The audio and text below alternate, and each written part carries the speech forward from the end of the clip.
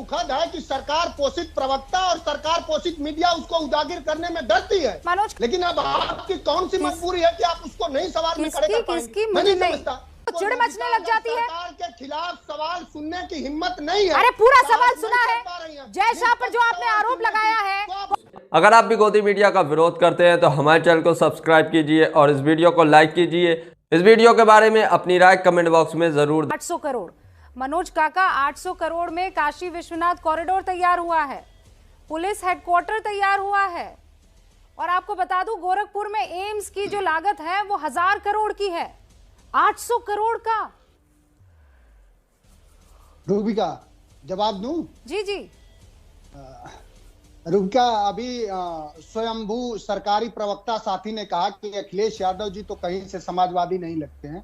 स्वयंभू और ये सरकारी प्रवक्ता को मैं बताना चाहूंगा कि आपको अखिलेश यादव जी इसलिए नहीं समाजवादी लगेगा। आप अपने गेस्ट के ऊपर पर्सनल टिप्पणी, इसलिए आप मैं संभव हूं नहीं हूं, आप मेरी बात पर टिप्पणी करिए। इंटरप्शन नहीं किया, नहीं आप रुक जाओ। लेकिन मैंने आप पे कोई पर्सनल कमेंट भी नहीं करा। मैंने आप पे कोई पर्सनल कमेंट भी नहीं करा। शांतनु गुप्ता की बात में समाजवादी लगते हैं। मनोज काका सुनिए ना, शांतनु गुप्ता जो कह रहे हैं मैं इसलिए उनका समर्थन करूंगी कि यहाँ बैठे किसी भी मेहमान को, वो सब आप सब मेरे मेहमान हैं, और अगर कोई पर्सनल अटैक किसी पर करेगा, चाहे वो धर्मवीर जी हो, चाहे वो पंकज जी हो, चाहे आप हो, साइकिल की कीमत जानते हैं, उनके घर की कीमत जानते हैं। आप उस आरोप को गलत साबित कर दीजिए मनोज भाई, उस आरोप को आप गलत साबित कर लीजिए।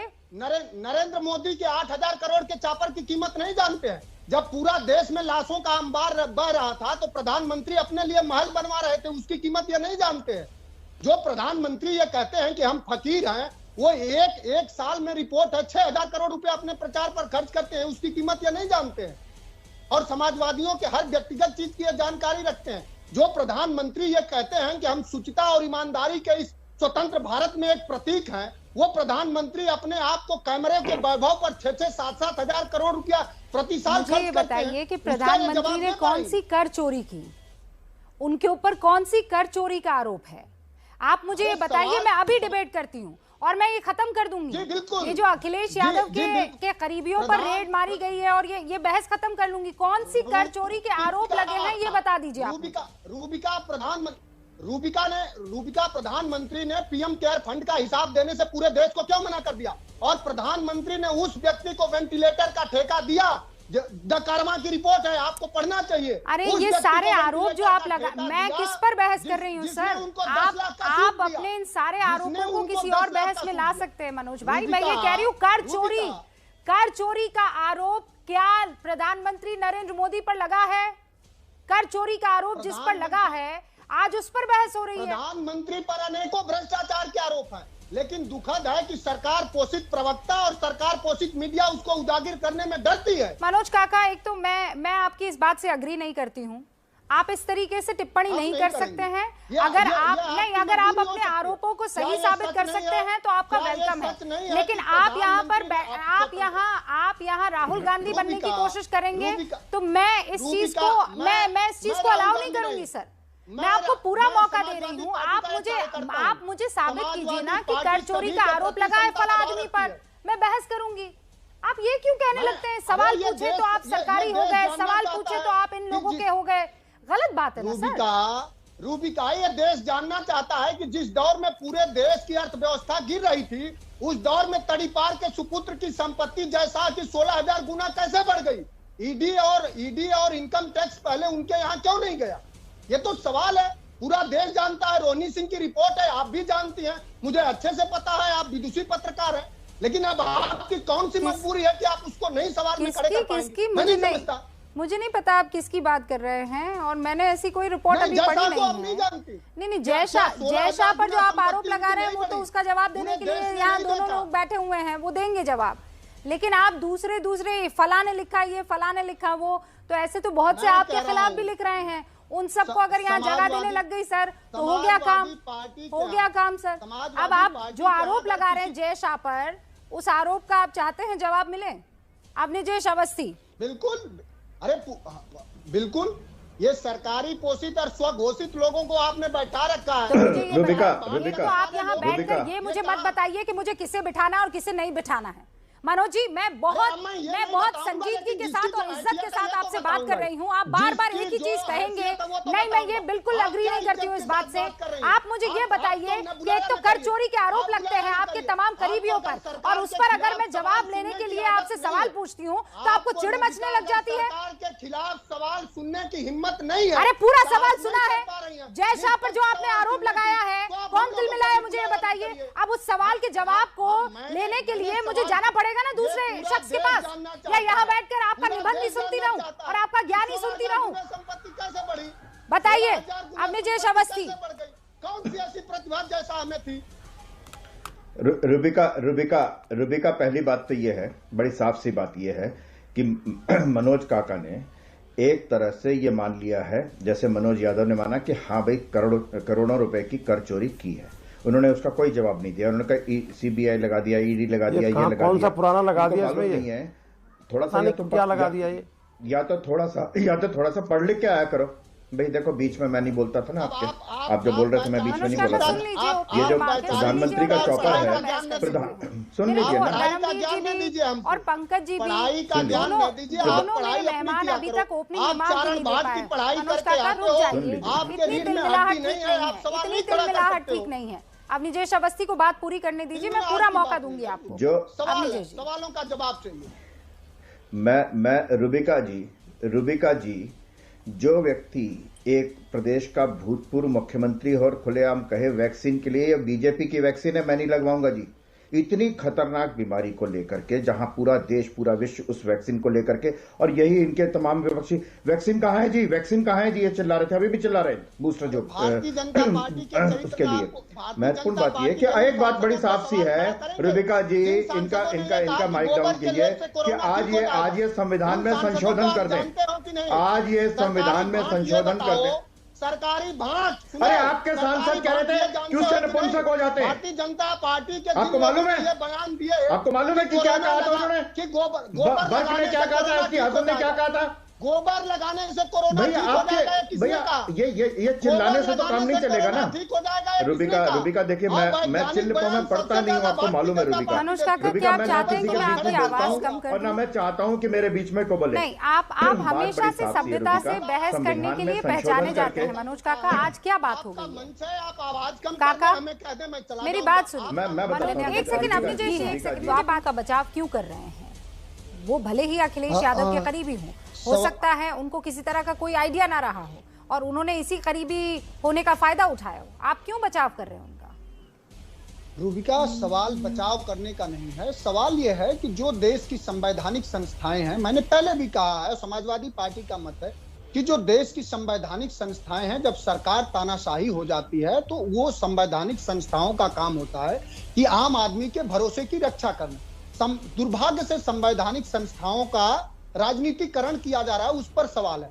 जब पश्चिम बंगाल में चुनाव होता है तो ममता दी के करीबियों पे छापे पड़ते हैं। नारायण राणे, इससे आप जानती हैं, नारायण राणे करप्ट थे, जब बीजेपी ज्वाइन किए तब करप्ट नहीं थे।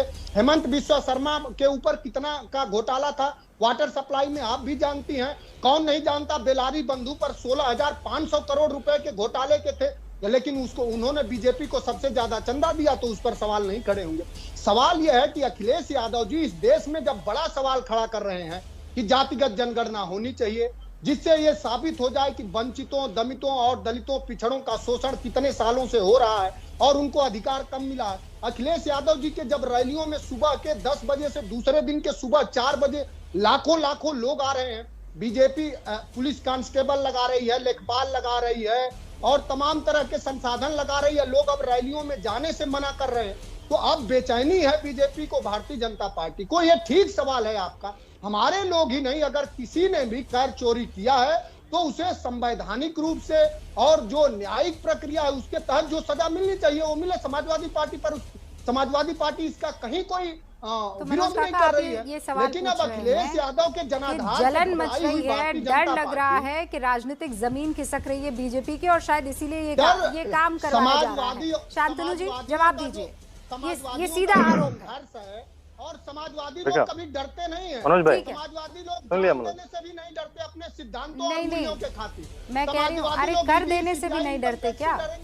टैक्स देने से भी नहीं डरते? टैक्स देने से तो डर जाएंगे ना, टैक्स तो देना पड़ेगा, नहीं देंगे तो फिर वही होगा जो आज हो रहा है।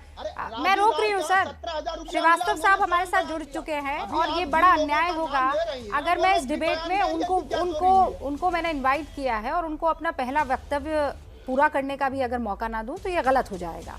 पंकज जी, ब्रेक का वक्त आ गया था और इसीलिए मैं पूरी बात आपकी नहीं सुन पाई। राहुल गांधी पर मैंने आपकी बात सुनी, हमारी वो बात वहां पर खत्म हो जाती है। अब मैं इस टैक्स चोरी और जैसा मनोज काका कह रहे हैं कि सरकार इसका दुरुपयोग कर रही है, मैं चाहती हूँ इस पर आप अपनी टिप्पणी दें।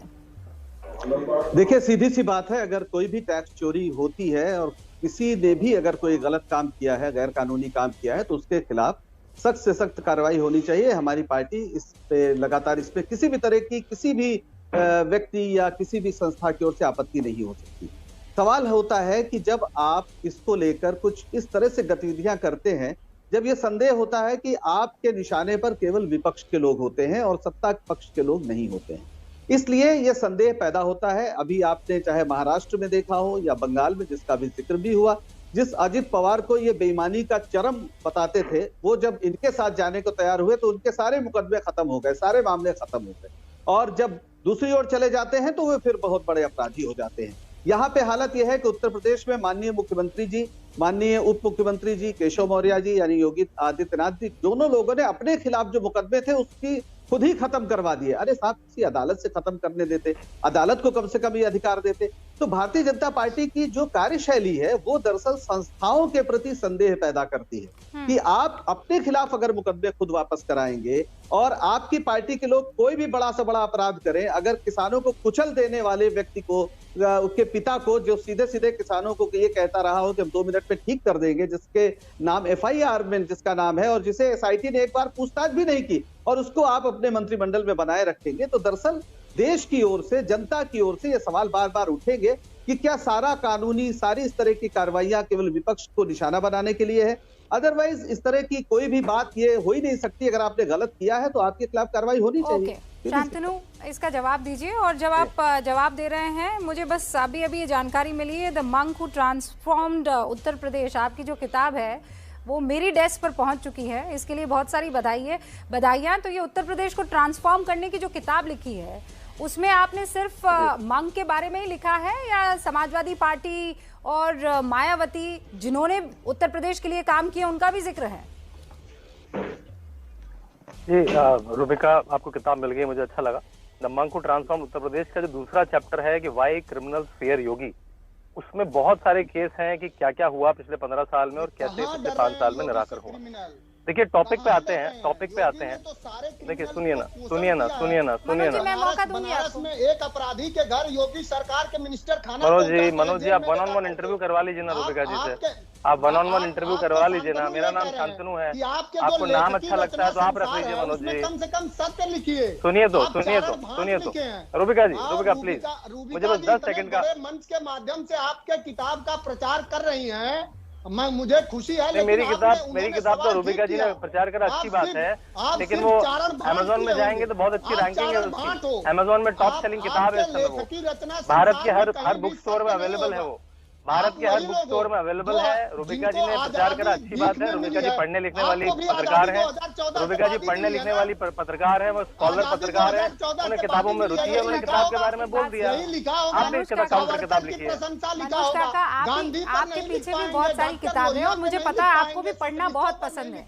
मनोज काका, आप यकीन मानिए, जब आप किताब लिखेंगे, किताब छोड़िए, अगर आप निबंध भी लिखेंगे तो यही हुंकार से उस निबंध का मैं जिक्र करूंगी, ये वादा करती हूँ। इतनी मैं दोस्ती निभाऊंगी। ठीक है, अब मैं मुद्दे पर आना चाहती हूँ। आप शांतनु गुप्ता को अपनी एक बात रख लेने दीजिए, उसके बाद मैं आपको काउंटर करने का मौका दूंगी। शांतनु गुप्ता। देखिए रूबिका, समाजवादी पार्टी एक संपन्न पार्टी है, उनके पास बहुत सारे अधिवक्ता हैं, बहुत सारे लॉयर हैं। उन्होंने गायत्री प्रजापति के केस में बहुत सारे लॉयर लगाए, बेल तक नहीं ले पाए, कन्विक्ट हो गए, आज एक रेपिस्ट करार दे दिए गए। उन्होंने आजम खां के केस में बड़े बड़े लॉयर लाए, बेल तक नहीं ले पाए, आज वो एक भूमाफिया करार होकर कन्विक्टेड है। ईडी भी उन पर काम कर रही है। तो मेरे ख्याल से जांच एजेंसी केवल एक काम करती है, उसके बाद आप कोर्ट से बेल नहीं ले पाते हैं अपने 2 मंत्रियों के लिए, और वो दोनों जेल में हैं। देखिए, और हमने देखा है अखिलेश यादव ने 2019 के चुनाव में अपनी पत्नी के साथ करीब 40 करोड़ की अपनी संपत्ति डिक्लेयर करी थी, मायावती ने करीब 100 करोड़ की संपत्ति डिक्लेयर करी थी। तो ये मैं जैसे मैंने कहा था वाली बात पे स्टैंड करता हूँ कि उनका जीवन कहीं से समाजवादी नहीं है, और उनके साथ के लोग अगर आज टैक्स चोरी में पकड़े जा रहे हैं, मेरे ख्याल से बहुत दुर्भाग्य का विषय है ये। और वो उसको बचाने की कोशिश भी कर रहे हैं भाई, और खुद मान ले रहा है, वो व्यक्ति मान ले रहा है, मनोज यादव मान ले रहे हैं, बाकी लोग मान ले रहे हैं कि मैंने टैक्स की चोरी करी है, लेकिन मनोज काका जी कह रहे नहीं उन्होंने टैक्स की चोरी नहीं करी। टैक्स चोरी पर मैं दोबारा आना चाहती हूँ, और इसीलिए धर्मवीर जी। रूबिका जी, जितने बड़े अमित शाह जी के बेटे क्रिकेटर हैं उतने ही बड़े राइटर हैं शांतनु जी, और ये जो दूसरे हमारे साथी बैठे हैं ये उतने ही बड़े विश्लेषक हैं। ये सब जो है नूरा कुश्ती का खेल खेल रहे हैं। ये मनोज काका हों, ये बीजेपी के अघोषित प्रवक्ता हों, आरएसएस के अघोषित प्रवक्ता हों, ये सब नूरा कुश्ती का खेल चल रहा है। ये आपस की मिलीभगत है, कुछ होने वाला नहीं है। और ये बीजेपी के लोग तो कानून तोड़ने वाले लोग हैं, संविधान को